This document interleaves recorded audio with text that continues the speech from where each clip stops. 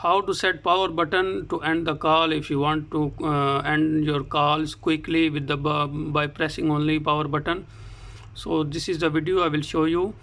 So first of all, you have to go to the settings of your phone,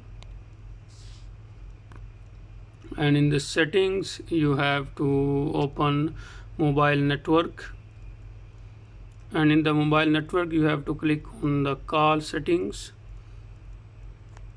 Now in the call setting you will see lots of options here, but you have to click on more,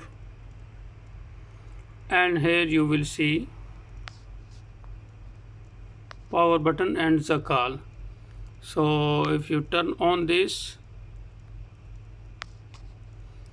and then you can use it with for ending calls. But in case if you are not